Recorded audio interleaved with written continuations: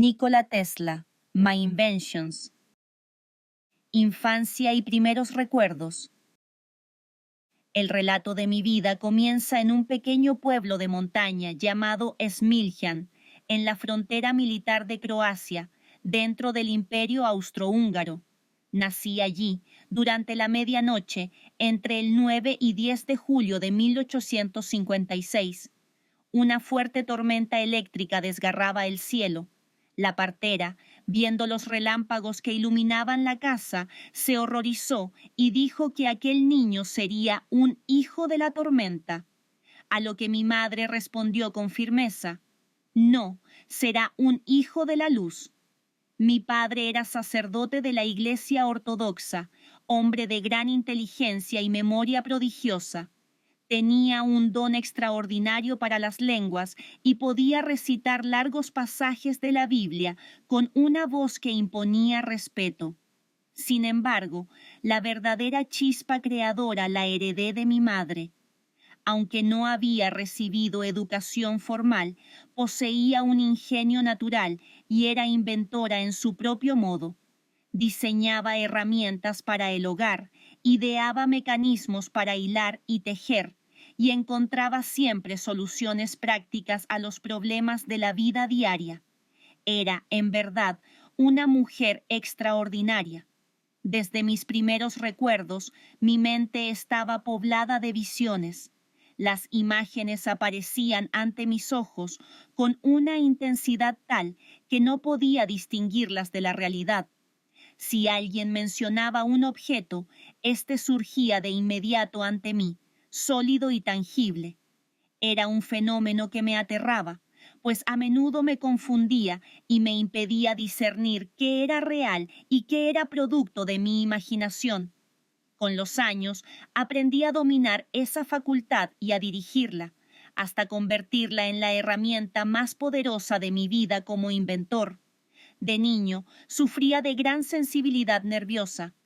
Me afectaban de manera extrema las impresiones sensoriales más leves. Una palabra, un sonido, incluso una chispa de luz podían desencadenar en mí un torrente de imágenes. Tenía además aversiones peculiares. No soportaba la vista de pendientes femeninos ni de perlas, y me resultaba imposible tocar el cabello de otra persona. Estas rarezas, que me causaban sufrimiento, eran interpretadas por otros como manías, pero para mí eran parte de una naturaleza interior difícil de controlar.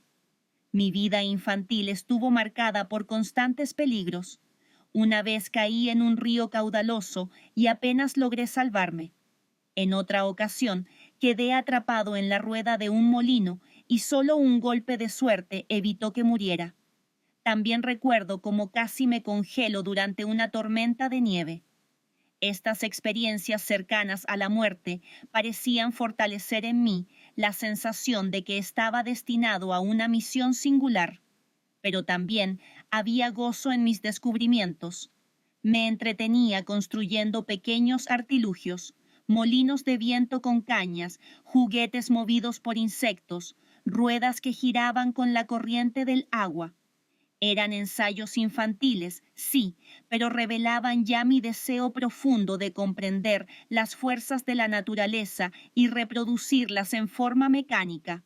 A menudo me perdía en ensoñaciones que parecían más reales que la vida misma. Imaginaba viajes a lugares lejanos, inventaba aventuras fantásticas y me transportaba a mundos que solo yo podía ver. Este hábito me aislaba de los demás niños, pero alimentaba un universo interior en el que más tarde gestaría mis mayores descubrimientos. Uno de mis entretenimientos favoritos era construir dispositivos que imitaban la vida. Con moscas y escarabajos armaba pequeños motores vivientes. Les sujetaba alas de papel o fragmentos de madera ligera y los dejaba volar, maravillado de ver cómo impulsaban mis juguetes. A menudo pasaba horas en el río, levantando presas y desviando el agua para mover ruedas improvisadas. Estas pequeñas máquinas eran mi alegría y mi orgullo, aunque a menudo terminaban destruidas por la impaciencia o las burlas de otros niños. Tenía además una memoria extraña, capaz de retener imágenes con tal viveza que parecían impresas en mí. Podía recordar páginas enteras de libros después de una sola lectura. Sin embargo, ese mismo don me hacía sufrir. A veces, un simple gesto o palabra despertaba recuerdos tan vívidos que me perseguían durante días, incapaz de apartarlos de mi mente. Mi primera verdadera invención surgió a partir de un juego. Los niños de la aldea competíamos lanzándonos piedras desde la orilla del río para que rebotaran sobre la superficie. Observé que lo esencial no era la fuerza, sino la forma en que se proyectaba el objeto. Así ideé un tubo hueco de caña, con una especie de hélice de 2 palas que podía girar con gran velocidad al lanzarla. Para mi asombro, aquel artefacto se desplazaba mucho más lejos de lo que ninguno de mis compañeros podía lograr con una piedra. Aunque era un simple juguete, sentí por primera vez el impulso interior de crear algo nuevo, algo que antes no existía. La influencia de mi madre fue decisiva. Ella era una mujer de fuerza inusual que trabajaba sin descanso. Tejía, hilaba, cocinaba, arreglaba herramientas y mientras tanto inventaba métodos que simplificaban cada tarea. Veía en cada obstáculo una oportunidad para idear una mejora. Esa manera de pensar se grabó profundamente en mí. No aceptar las cosas como eran, sino como podían ser transformadas. Recuerdo también mi fascinación por los fenómenos de la naturaleza. Pasaba horas contemplando el fuego, el viento, el agua. Cada chispa de una fogata me parecía un misterio. Cada rayo en la tormenta era para mí una voz desconocida que hablaba en códigos que yo deseaba descifrar. Había en mí un anhelo continuo de descubrir la fuerza escondida detrás de todo movimiento. Desde muy pequeño, sufría también de extrañas visiones nocturnas. En medio de la oscuridad, me parecía ver llamaradas repentinas o paisajes que se desplegaban ante mis ojos con tanta nitidez que dudaba si soñaba o estaba despierto. Estos episodios me aterraban, pero poco a poco comprendí que podía enfrentarlos. Al hacerlo, descubrí que mi mente podía no solo recibir imágenes, sino también modelarlas. Aquello que aparecía de forma involuntaria, comencé a dirigirlo con voluntad consciente. Fue el inicio de un método que más tarde me permitiría concebir máquinas completas en mi imaginación antes de construirlas en la realidad. En esa etapa de mi vida, mi mundo interior era más intenso y más real que el exterior. Podía pasar largas horas solo, imaginando artefactos, paisajes, viajes, incluso conversaciones enteras con personas que no existían. A menudo, al volver al contacto con la vida cotidiana, me sentía como un extraño entre mis propios compañeros. Era como si hubiera 2 mundos, el visible, que todos compartían, y el invisible, que solo yo habitaba. Durante mi niñez, sufrí de constantes enfermedades y extrañas dolencias nerviosas. En ocasiones, la presión de los estímulos externos era tan intensa que caía en un estado febril y debilitado.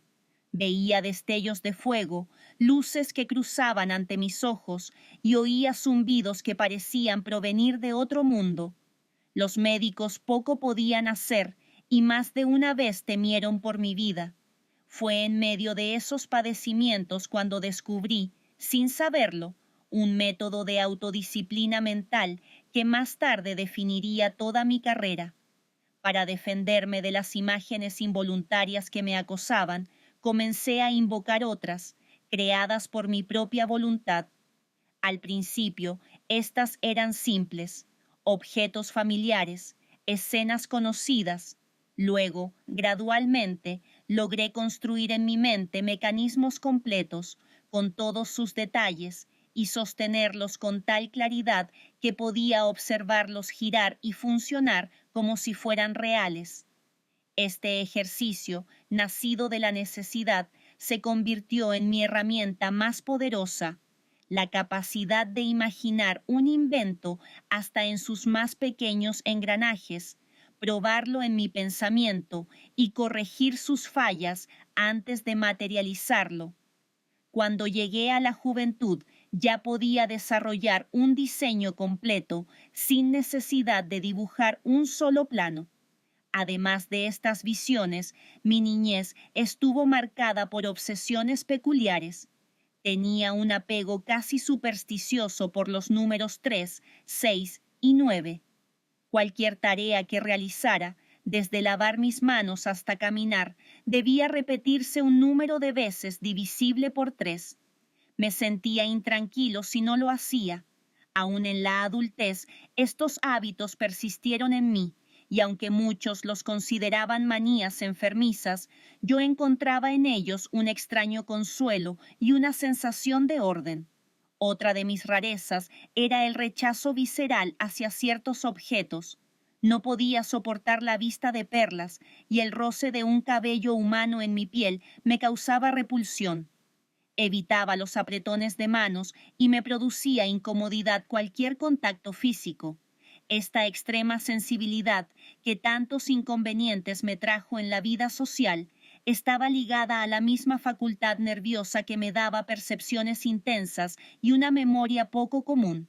Recuerdo que cuando apenas había aprendido a leer, devoraba cualquier libro que llegaba a mis manos.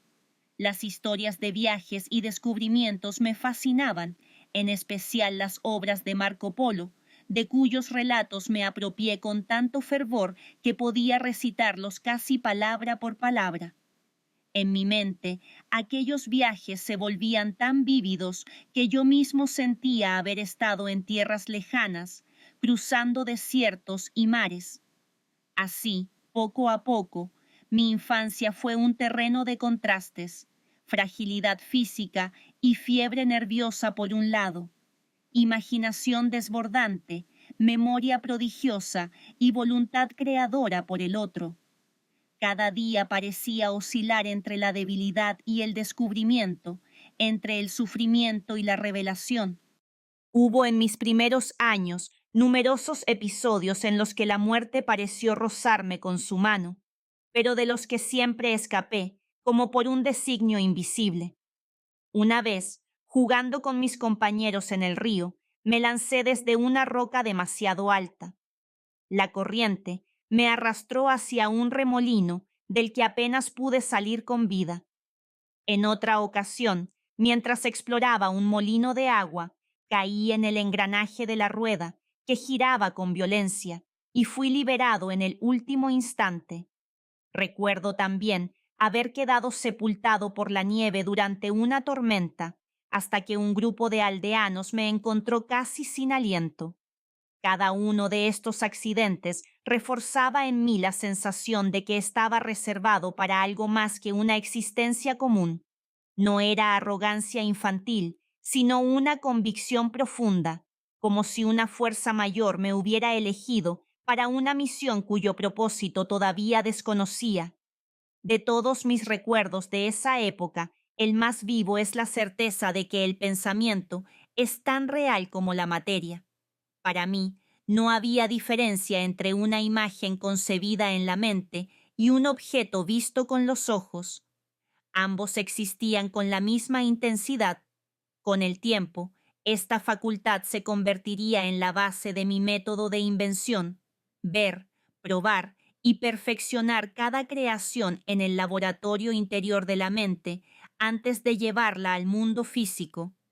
Mi infancia fue, pues, una paradoja, marcada por la debilidad y la enfermedad, pero también por una riqueza interior que me otorgó una segunda vida más intensa que la primera. En ese mundo secreto, poblado de visiones y creaciones, comenzó la historia de todo lo que más tarde sería mi obra. Estudios y juventud. Mi instrucción formal comenzó en la escuela de Smiljan y luego continuó en Karlstad, donde asistí al gimnasio real. Desde el principio mostré aptitudes poco comunes para las matemáticas. Podía resolver problemas complejos con rapidez asombrosa y, con frecuencia, realizaba cálculos mentales que dejaban atónitos a mis maestros. Sin embargo, esta habilidad, lejos de causarme orgullo, me trajo dificultades. A menudo, cuando escribía la solución sin mostrar el proceso, los profesores sospechaban de mí y me acusaban de hacer trampa. Recuerdo una ocasión en la que mi maestro me planteó un problema de raíces cúbicas. Respondí de inmediato con el resultado. Él se indignó y me exigió que mostrara el procedimiento. Como yo insistía en que no lo había escrito porque lo había resuelto mentalmente, me castigó.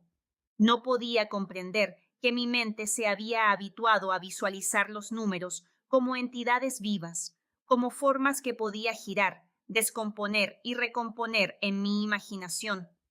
Mi pasión por la lectura aumentaba sin cesar. Leía todo lo que caía en mis manos, desde tratados de ciencia hasta novelas de aventuras. Entre todos los libros, hubo uno que me marcó profundamente: las obras de Voltaire. Sus relatos, su imaginación, su ironía, me influyeron tanto que en más de una ocasión traté de imitar su estilo en mis propios escritos escolares. Durante mis estudios en Karlstadt, estuve aquejado por una enfermedad que casi acaba con mi vida.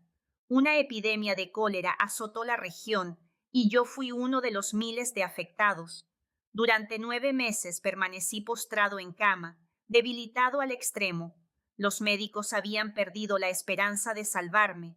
En un momento en que parecía no haber salida, mi padre, desesperado, prometió solemnemente concederme cualquier deseo si lograba sobrevivir.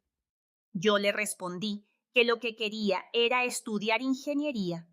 Hasta ese instante, él había insistido en que siguiera la tradición familiar y me convirtiera en sacerdote.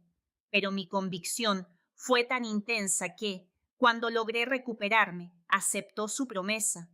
Fue así como la enfermedad, que casi me arrebata la vida, se convirtió en el punto de inflexión que definió mi destino.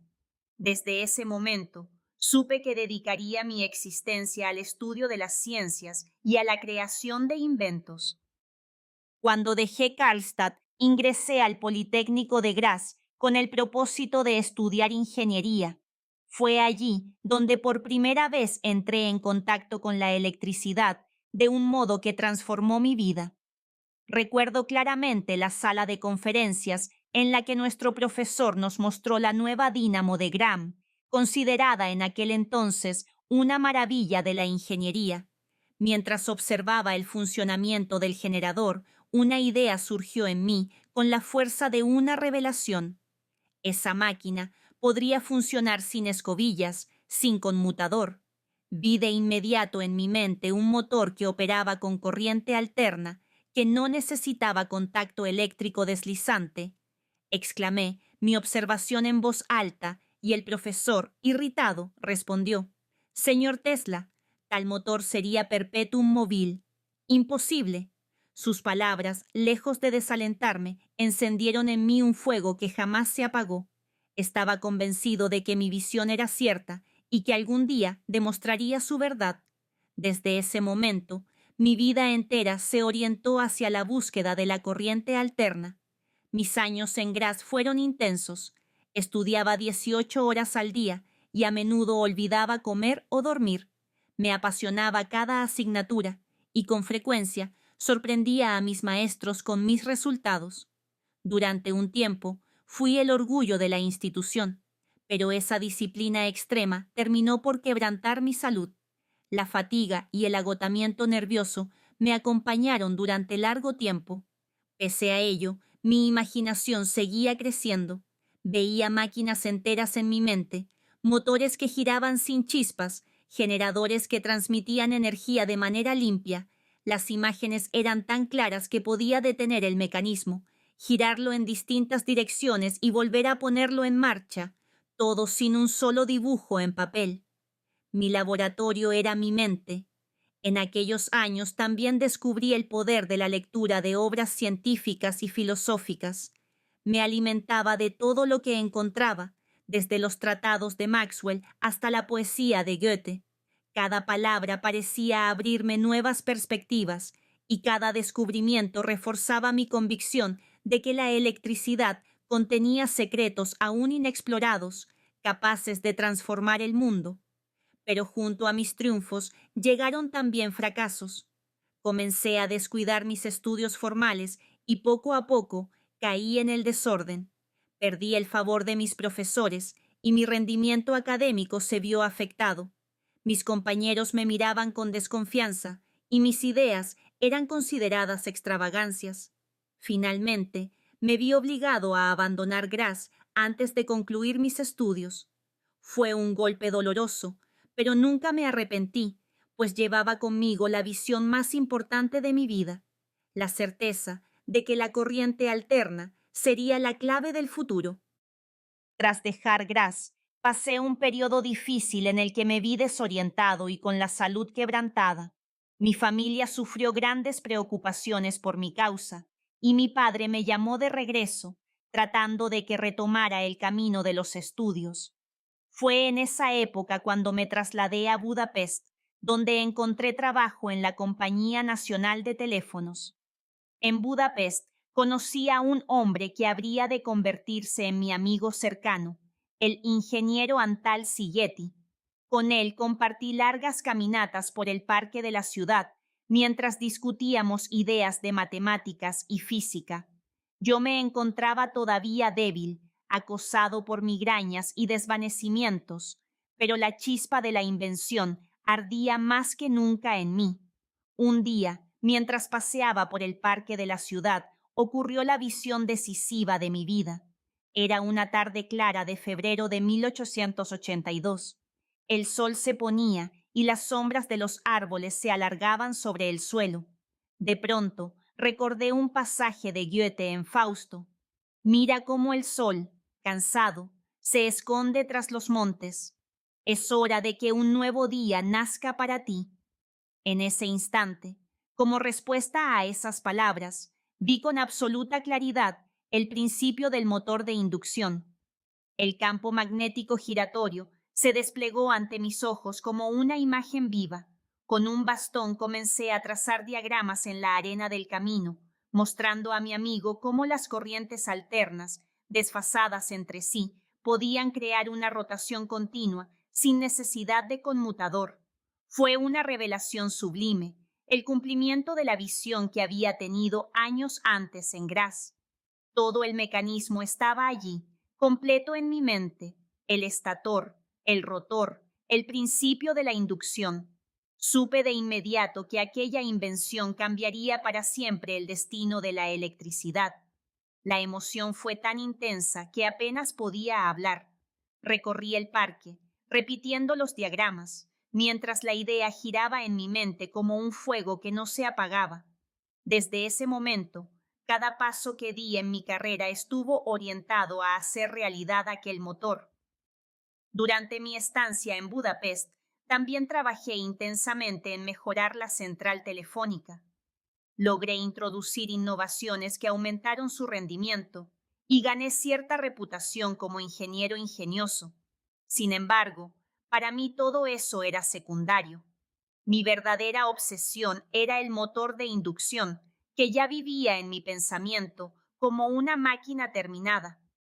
En 1882 me trasladé a París para trabajar con la Continental Edison Company, que estaba desarrollando instalaciones de alumbrado eléctrico en toda Francia y en otras ciudades de Europa.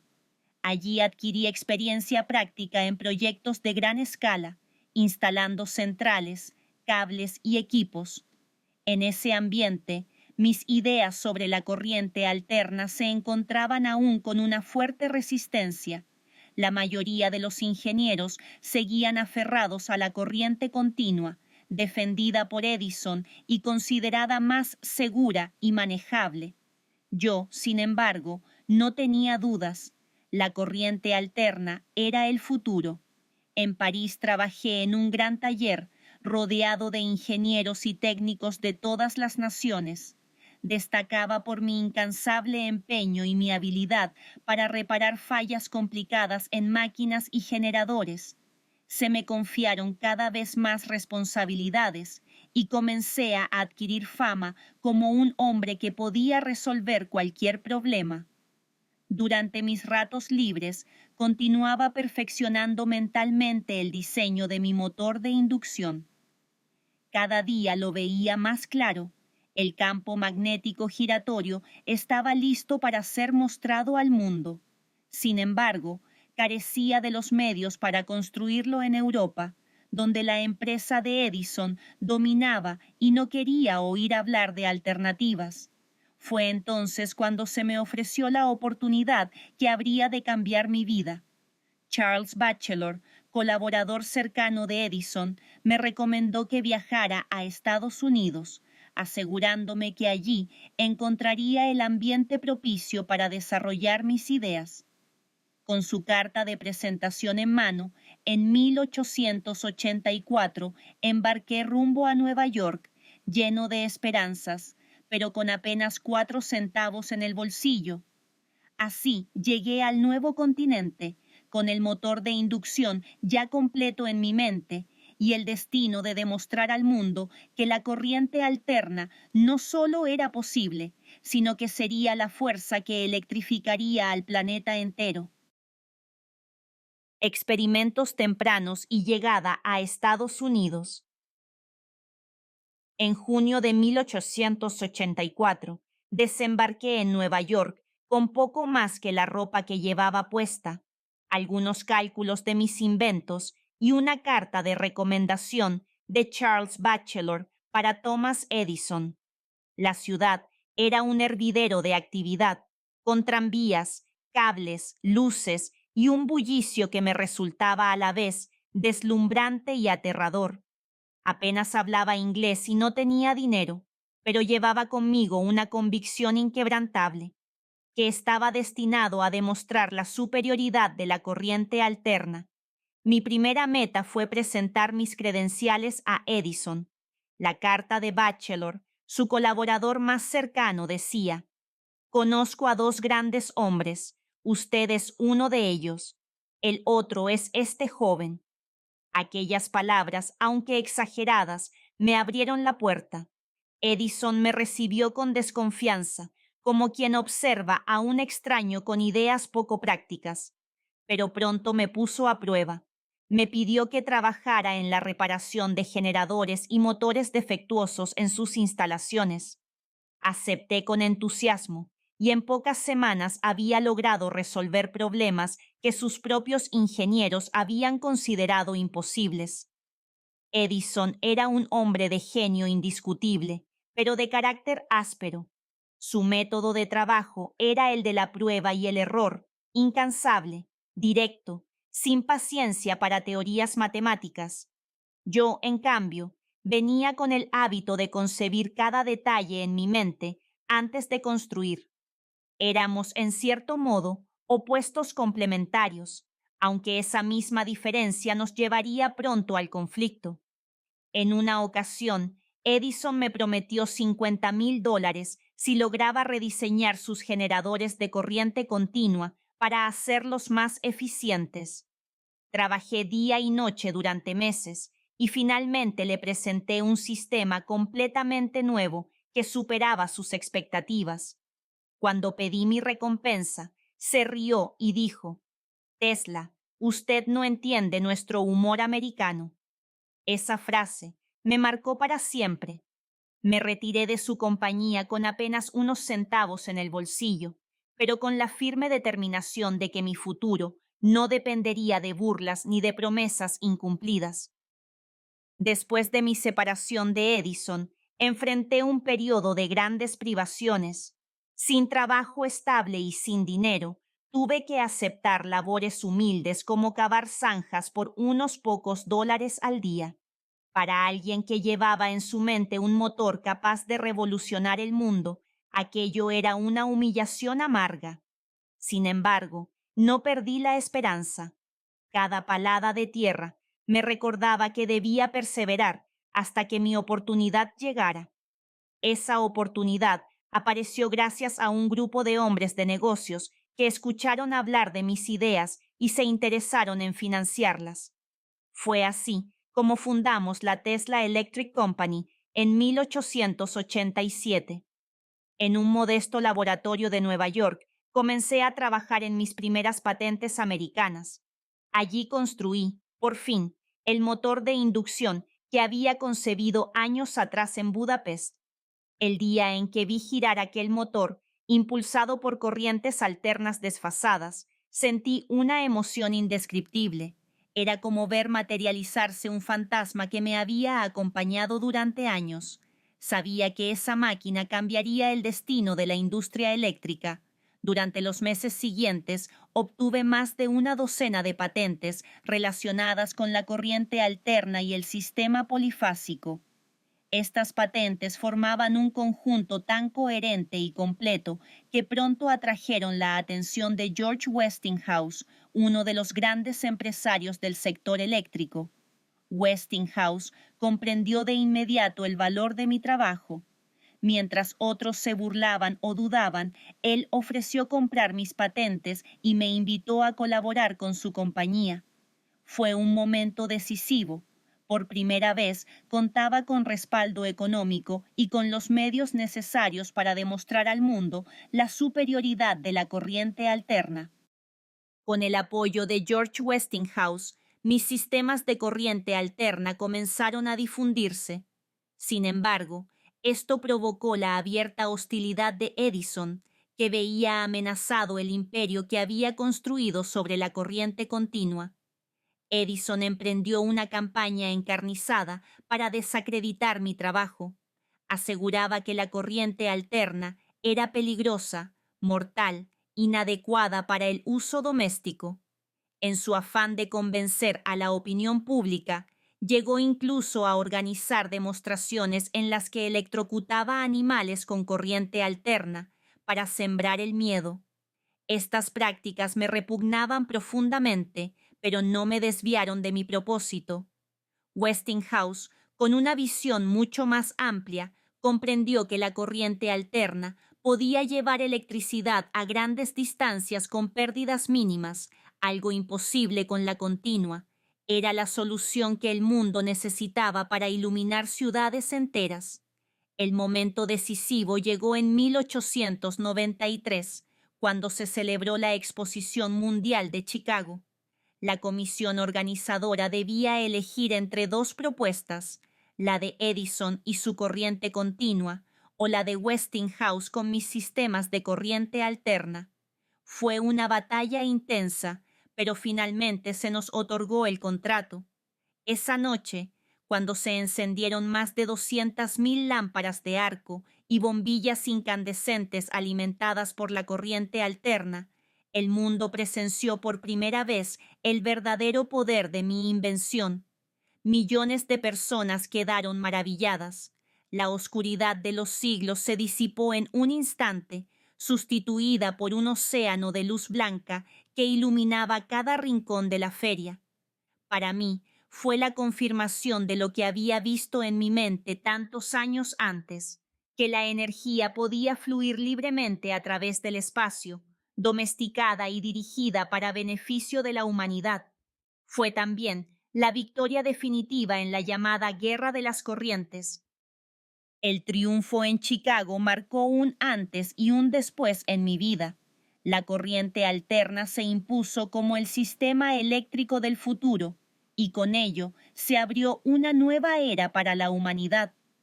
La oscuridad que había acompañado a las ciudades durante siglos comenzaba a disiparse. Westinghouse fue para mí más que un socio. Fue un visionario capaz de reconocer el valor de una idea en un tiempo en que muchos se reían de ella. Sin su fe y su respaldo, quizás mi motor y mi sistema polifásico habrían quedado en los papeles de un soñador. Su decisión de llevar adelante mis patentes fue tan audaz como decisiva. Recuerdo con claridad la emoción de aquellos días, cuando por fin veía materializarse mis sueños. Pero junto con el entusiasmo también me asaltaba una profunda inquietud. Sabía que apenas habíamos dado el primer paso. La electricidad, tal como yo la concebía, tenía un potencial mucho mayor del que el mundo alcanzaba a comprender. La transmisión inalámbrica, la comunicación a través del aire, la energía enviada sin cables, todas esas visiones ya ardían en mi mente. En esos años de victoria aprendí también que todo descubrimiento tiene un precio. Los elogios y reconocimientos eran pasajeros. Lo permanente era la soledad del inventor, siempre forzado a mirar más allá, hacia horizontes que los demás aún no pueden imaginar. Así concluía la primera gran etapa de mi vida en América. Había demostrado al mundo que la corriente alterna era posible y superior, pero para mí no era el final, sino apenas el inicio de una empresa mucho más vasta: liberar a la humanidad de las cadenas de los cables y transmitir la energía como la luz del sol o como las ondas invisibles del éter. Invenciones más grandes. Después del triunfo de la corriente alterna, pude dedicarme por completo a desarrollar inventos que durante años habían vivido únicamente en mi mente. Entre ellos, el más célebre fue la bobina Tesla, un transformador capaz de producir tensiones extraordinarias y descargas eléctricas que parecían relámpagos en miniatura. Construí mis primeras bobinas en un laboratorio de Nueva York, y pronto los vecinos se alarmaron al ver destellos de varios metros atravesando las ventanas.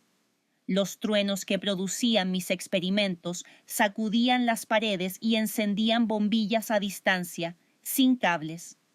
A menudo tenía que calmar a los curiosos que creían que invocaba fuerzas sobrenaturales. La bobina Tesla no era un simple espectáculo.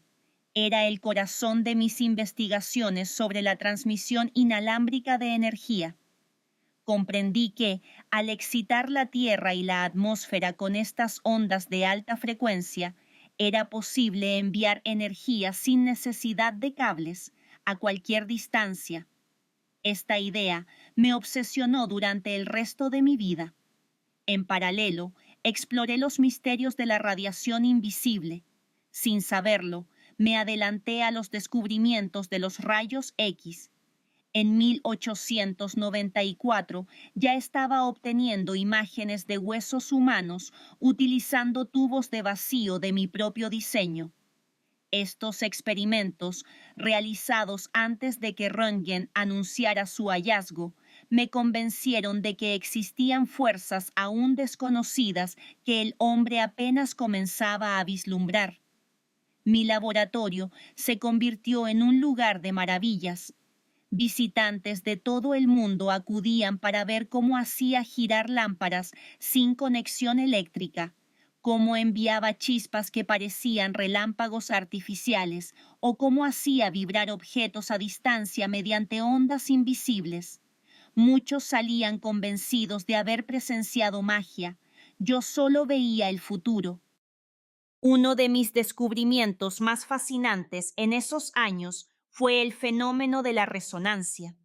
Comprendí que todo objeto vibra a su frecuencia natural y que, si se le somete a impulsos del mismo ritmo, esas vibraciones pueden amplificarse hasta límites insospechados. Construí osciladores mecánicos para demostrar este principio. Eran aparatos relativamente pequeños, pero capaces de producir temblores que hacían estremecerse vigas de acero. En cierta ocasión, instalé uno en el marco metálico de mi laboratorio y lo puse en funcionamiento. Al poco tiempo, el edificio entero comenzó a sacudirse como en un terremoto. Alarmados, los vecinos llamaron a la policía, que irrumpió convencida de que había ocurrido un desastre. Al detener mi máquina, el temblor cesó de inmediato. Este experimento me mostró hasta qué punto la resonancia podía liberar energías colosales. Yo mismo llegué a afirmar que con un oscilador bien ajustado podría partir la Tierra en dos. Muchos tomaron mis palabras como exageración, pero quienes habían presenciado la fuerza de mis aparatos Sabían que no era una fantasía. La resonancia me llevó también a desarrollar métodos para transmitir energía mecánica y eléctrica a distancia, con una eficiencia nunca antes vista. Estaba convencido de que este principio sería la clave no solo de la generación de energía, sino también de la comunicación entre continentes. En paralelo, perfeccionaba cada vez más mis bobinas y generadores de alta frecuencia. Lograba producir descargas eléctricas de decenas de metros que iluminaban el cielo nocturno como auroras artificiales. Cuando colocaba una lámpara en mis manos, ésta brillaba con resplandor sin que ningún cable la alimentara. A menudo me exponía a tensiones de millones de voltios, y aunque la corriente era de alta frecuencia y no me dañaba, el espectáculo era tan sobrecogedor que quienes lo presenciaban quedaban convencidos de estar ante un poder sobrenatural. Mi laboratorio era escenario de fenómenos que ningún otro hombre había visto. No buscaba el asombro, sino la confirmación de una verdad, que las fuerzas invisibles que rodean nuestro mundo pueden ser domesticadas, amplificadas y utilizadas para beneficio de la humanidad. En 1899 decidí trasladar mis experimentos a un lugar donde pudiera trabajar con total libertad y sin riesgo para los vecinos. Elegí Colorado Springs, a los pies de las montañas rocosas, donde la atmósfera seca y la altitud ofrecían condiciones ideales para mis investigaciones sobre la electricidad de alta frecuencia. Allí construí un laboratorio único, con una gigantesca bobina y una antena que se elevaba hacia el cielo. Desde el primer día supe que estaba a punto de adentrarme en un territorio desconocido. Pronto comenzaron los experimentos más extraordinarios de mi vida. Produje descargas que superaban los 30 metros de longitud, verdaderos relámpagos artificiales que iluminaban el horizonte. Los truenos que los acompañaban podían escucharse a más de 20 kilómetros de distancia. A menudo, la gente de la ciudad se reunía a lo lejos para contemplar aquellas tormentas eléctricas nacidas de mis máquinas. Uno de los efectos más sorprendentes era que las bombillas enterradas en el suelo, a cientos de metros del laboratorio, brillaban por sí mismas, como si la Tierra entera se hubiera convertido en un conductor. Había logrado excitar el planeta y la atmósfera, demostrando que la transmisión de energía sin cables era posible. En mis cuadernos anoté con detalle cada observación, cómo las descargas afectaban a la conductividad del aire, cómo resonaban las ondas a través de la Tierra, cómo podían enviarse señales a enormes distancias.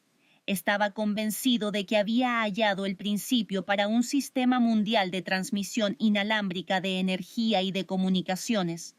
Una noche, mientras registraba señales provenientes de mis receptores, observé fenómenos que me hicieron sospechar que tal vez había detectado comunicaciones de otro planeta. Aunque mis contemporáneos lo tomaron como una excentricidad, yo me aferré a la convicción de que el universo estaba lleno de inteligencia y que tarde o temprano estableceríamos contacto. Colorado Springs fue para mí un laboratorio de maravillas y peligros. En más de una ocasión, mis equipos explotaron en llamaradas que destruyeron instrumentos y me dejaron aturdido. Sin embargo, cada fracaso era también una revelación. Aprendí más en esos meses que en todos los años anteriores. Al concluir mis experimentos en Colorado Springs, regresé a Nueva York con una certeza absoluta. Había demostrado que la transmisión inalámbrica de energía era posible. Lo que necesitaba ahora era un laboratorio mucho mayor, capaz de llevar mi idea a escala mundial. Con el apoyo inicial de inversionistas, inicié la construcción de la torre Wardenclyffe en Long Island. Aquella estructura, que se alzaba como un faro metálico hacia el cielo, estaba destinada a ser el corazón de un sistema global de comunicaciones y energía sin cables. Imaginaba un futuro en el que cualquier persona, en cualquier punto del planeta, pudiera recibir energía directamente del aire, como hoy recibe la luz del sol. Para mí, Wardenclyffe no era solo un proyecto técnico, sino una visión casi espiritual: liberar a la humanidad de los límites de los cables y las redes, hacer de la Tierra un verdadero transmisor universal. Sin embargo, pronto comenzaron las dificultades. Los costos de la obra se elevaron más de lo previsto y muchos de mis patrocinadores perdieron la fe en una empresa que les parecía demasiado audaz. En un mundo dominado por intereses comerciales inmediatos, mi sueño de energía gratuita y universal despertaba más temor que entusiasmo. A pesar de las críticas y la falta de recursos, seguí trabajando con la convicción de que estaba construyendo algo que cambiaría el destino del planeta. Cada noche, al contemplar la torre iluminada por la luna, sentía que estaba ante la materialización de mis visiones de juventud, el paso final para domesticar el poder invisible del éter. Wardenclyffe fue el símbolo de mi máxima ambición, pero también el comienzo de mis grandes desilusiones. Allí quedó plasmado no solo mi genio, sino también el choque entre la visión de un soñador y la dura realidad de un mundo regido por el dinero. Reflexiones y visiones del futuro. A menudo se ha dicho que soy un soñador, y con razón. Para mí, el presente no es más que una sombra que se desliza. Solo el futuro me pertenece, pues es allí donde veo desplegarse mis visiones. Todo lo que he hecho hasta ahora, todo lo que el mundo conoce de mí, no es más que un preludio de lo que aún está por venir. Mi mayor ambición siempre ha sido la transmisión inalámbrica de energía. No se trata de un sueño vago, sino de una certeza fundada en principios físicos que he demostrado una y otra vez en mis experimentos. Sé que llegará el día en que la humanidad extraiga energía directamente de la naturaleza, libre de cables y limitaciones. La Tierra misma, con sus inmensos recursos, será el conductor universal. Pienso en un futuro en el que la energía esté disponible en cualquier rincón del planeta, como el aire que respiramos.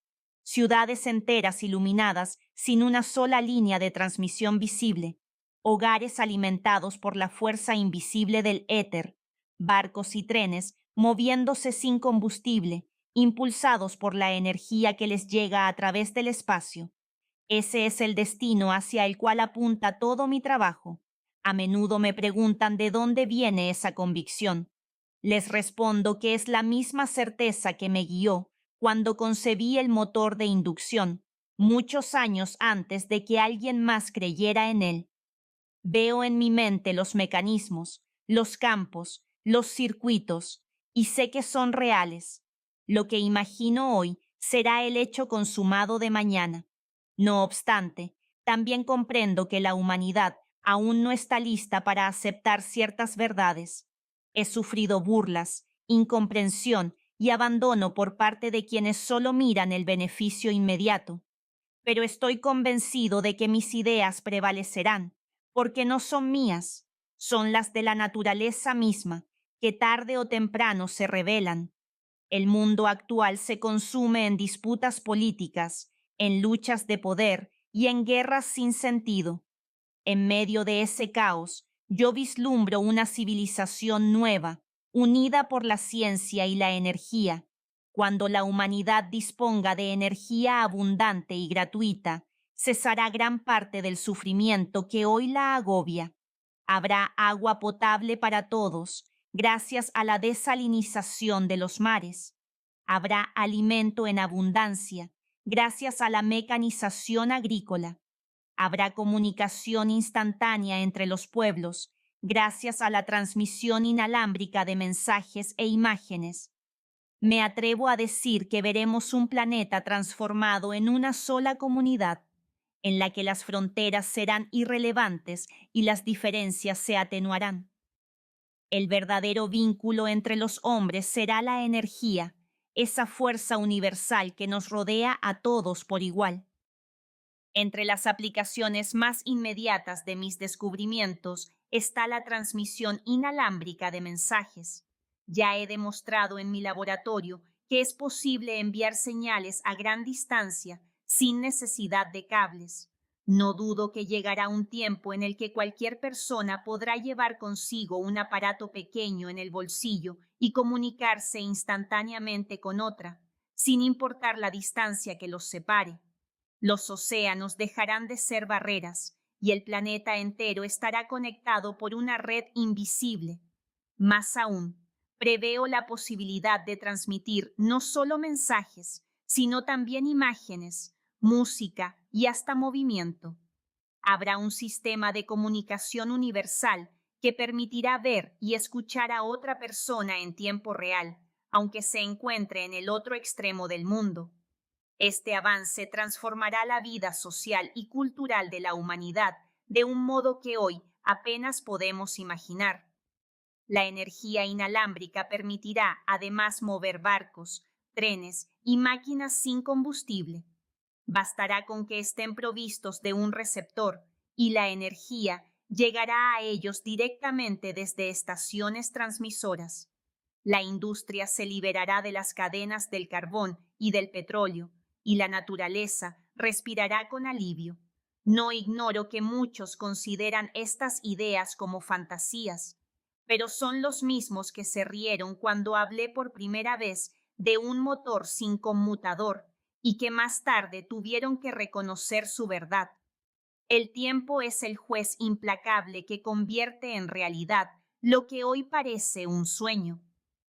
Otra aplicación de mis inventos será la automatización. Con la energía inalámbrica y los controles a distancia, será posible dirigir barcos sin tripulación, máquinas que obedezcan órdenes transmitidas por ondas invisibles y procesos industriales que funcionen casi sin intervención humana. Este desarrollo liberará a los hombres de trabajos duros y repetitivos y permitirá que se dediquen a tareas más elevadas. Sueño con una época en la que la humanidad haya alcanzado tal dominio sobre la energía que la guerra se vuelva impensable. Ninguna nación se atreverá a atacar a otra cuando las máquinas destructoras puedan ser controladas a distancia desde cualquier punto del planeta. La única alternativa será la paz, y la ciencia habrá cumplido así su misión más noble. Sé que muchos de mis contemporáneos no vivirán para ver estas transformaciones, pero tengo la certeza de que las generaciones futuras las considerarán tan naturales como hoy lo es para nosotros el fuego o la rueda. La semilla ya está plantada y nada podrá impedir que germine.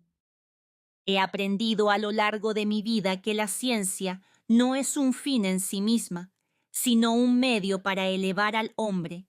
El descubrimiento de nuevas fuerzas de la naturaleza solo tiene valor cuando se aplica para aliviar el sufrimiento, para multiplicar las posibilidades de la mente y para acercarnos a un ideal más alto de humanidad. El verdadero propósito del inventor no es la gloria personal ni el beneficio material, sino servir como un puente entre lo que la naturaleza oculta y lo que la humanidad necesita. A menudo me he sentido como un instrumento pasivo, guiado por una voluntad superior que me impulsa a revelar lo que está ya inscrito en el universo. En mis momentos de soledad, me he preguntado cuál es el destino final de la humanidad. Creo firmemente que estamos destinados a superar la lucha brutal por la existencia y a entrar en una era en la que la inteligencia y la cooperación reemplacen a la fuerza ciega. La evolución no se detiene en el cuerpo físico, continúa en la mente y en el espíritu. El hombre de hoy no es más que un niño que juega con fuerzas que apenas comprende. La electricidad, la energía radiante, las ondas invisibles, todas ellas son juguetes peligrosos en manos de una civilización inmadura. Solo cuando aprendamos a usarlas con sabiduría alcanzaremos la verdadera grandeza. Pienso que el progreso científico y el progreso moral están unidos. No puede haber avance duradero en la técnica sin una elevación equivalente en la ética. De lo contrario, las mismas invenciones que podrían traer prosperidad se convierten en instrumentos de destrucción. El inventor, más que ningún otro, debe ser consciente de esta responsabilidad. Creo que llegará un día en que la ciencia nos mostrará que todas las formas de energía, todas las manifestaciones de la materia e incluso lo que llamamos pensamiento son expresiones de una misma realidad fundamental. En ese descubrimiento, la humanidad hallará no solo poder material, sino también un sentido espiritual más profundo. El inventor es, en muchos aspectos, un ser solitario. Mientras los demás se ocupan de los asuntos inmediatos de la vida, él se retira al silencio de su mente para escuchar voces que nadie más oye. Allí, en esa soledad, concibe visiones que parecen imposibles y lucha contra la incomprensión, la burla o el desprecio. Sin embargo, esa es su misión: ver antes que los demás y preparar el camino. No me considero dueño de mis descubrimientos. Me siento más bien como un mensajero, un intérprete de la naturaleza. Mis logros pertenecen a la humanidad entera y mi único anhelo es que se utilicen para el bien común. Sé que muchas de mis ideas llegarán demasiado temprano y que algunos me recordarán como a un soñador excéntrico, pero estoy seguro de que, con el tiempo, lo que hoy parece fantasía se convertirá en realidad cotidiana. El destino de todo inventor verdadero es sembrar semillas que otros cosecharán. Mi esperanza más profunda es que las generaciones futuras comprendan la grandeza de la energía que nos rodea, que aprendan a usarla no para la destrucción, sino para la creación, no para la guerra, sino para la paz. Si logran eso, la humanidad habrá dado su paso más importante: convertirse en una civilización madura, capaz de vivir en armonía con las fuerzas del universo. Yo, por mi parte, he cumplido con mi deber. He mostrado algunos caminos, he revelado algunos secretos, he abierto algunas puertas. Lo demás ya no me pertenece. Últimos pensamientos y legado. Ahora que me acerco al final de mi relato, me invade una sensación extraña, la de haber vivido no una, sino varias vidas en una sola existencia. He recorrido un camino desde los recuerdos de mi infancia en un pueblo remoto hasta los experimentos que iluminaron ciudades enteras. He visto mis sueños transformarse en realidades palpables y también he visto cómo otros se apropiaban de mis ideas o las olvidaban demasiado pronto. No me quejo. El destino del inventor es dar sin esperar gratitud inmediata. El mundo rara vez reconoce en su tiempo al verdadero creador. Solo más tarde, cuando los frutos se han extendido por doquier, se le concede un lugar en la memoria. Al mirar atrás, me sorprende la rapidez con que todo ha ocurrido. Apenas han pasado unas décadas desde que la electricidad era un misterio oscuro, temido y poco comprendido.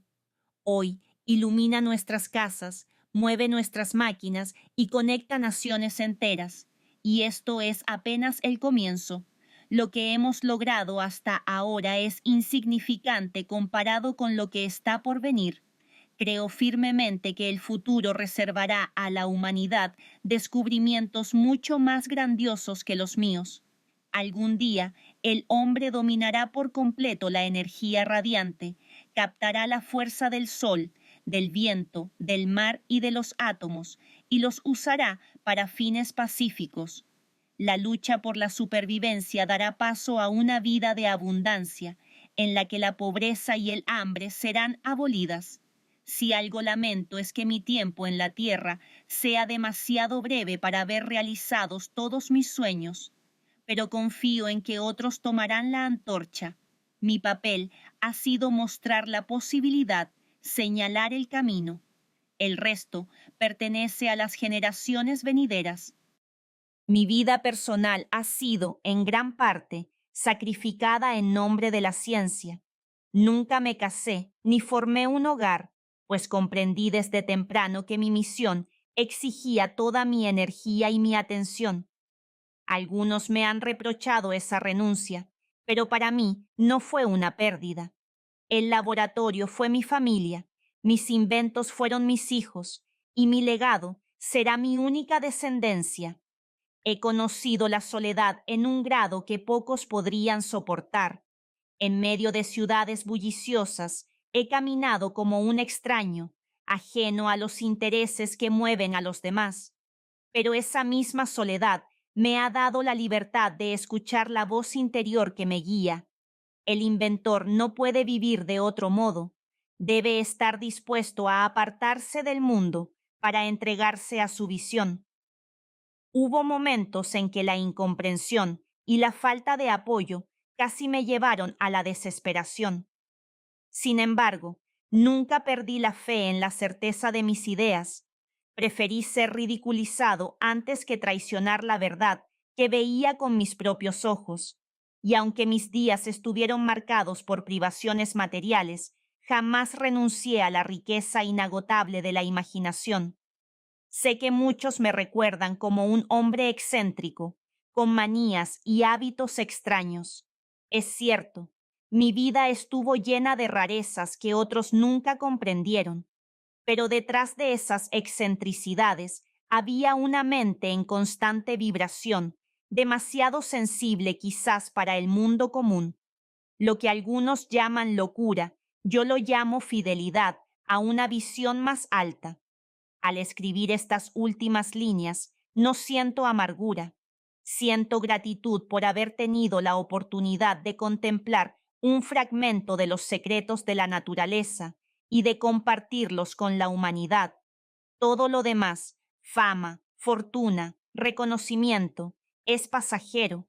Lo único que permanece es la verdad revelada. El progreso de la humanidad depende, en última instancia, de su capacidad para reconocer y apoyar a aquellos que, en silencio, trabajan por un ideal más alto. El inventor es el verdadero benefactor de la raza humana, pues en cada descubrimiento se encierra una promesa de vida mejor. A menudo sus recompensas son la pobreza y la ingratitud, pero su satisfacción más profunda está en saber que ha añadido algo duradero al patrimonio común del conocimiento. Esa es la única gloria que merece la pena perseguir. Yo he entregado mis fuerzas, mis pensamientos y mis años a esa causa. He vivido para la ciencia y para el futuro, más que para el presente. No sé cómo me juzgarán las generaciones venideras, pero me basta la certeza de que he hecho lo que estaba en mis manos. Si he visto más lejos que otros, es porque he aprendido a mirar hacia donde nadie miraba y a confiar en lo que veía mi espíritu.